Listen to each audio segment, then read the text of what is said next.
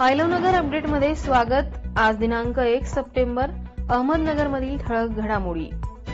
आमदार अपात्रतेची सुनावणी 3 सप्टेंबरला तर शिवसेना पक्ष आणि चिन्ह यासंबंधीची सुनावणी 17 सप्टेंबरला। नगर मनमाड रस्त्यावर अवजड वाहतुकीला बंदी, आठवडाभर वाहतूक मार्गात बदल। गणेश मंडळांना आता मिळणार ऑनलाईन परवानगी, महापालिकेत सोमवारपासून एक खिडकी योजना सुरू।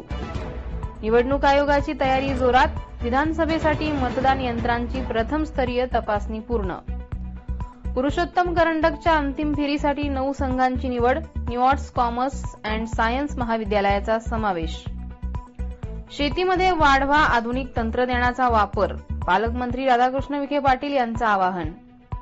माळीवाडा बसस्थानकाची होणार पुनर्बांधणी, तारकपूर आगारातून सोडल्या जाणार बस। पोलिसांच्या वाहनाची महसूल मंत्र्यांच्या ताफ्यातील वाहनाला धडक, 2 पोलीस कर्मचारी जखमी। तरुणाने विहिरीमध्ये उडी मारून संपवली जीवनयात्रा, नगर शहरातील नालेगाव येथील तरुणाची पारनेरमध्ये आत्महत्या। अंकुश चत्तर खून प्रकरणातील फिर्यादीची पोलीस संरक्षणाची मागणी, पोलीस उपाधीक्षक अमोल भारती यांना निवेदन। असेच अपडेट्स मिळवण्यासाठी आयलवनगरच्या 77 98 300 400 या नंबरवर मिस कॉल द्या।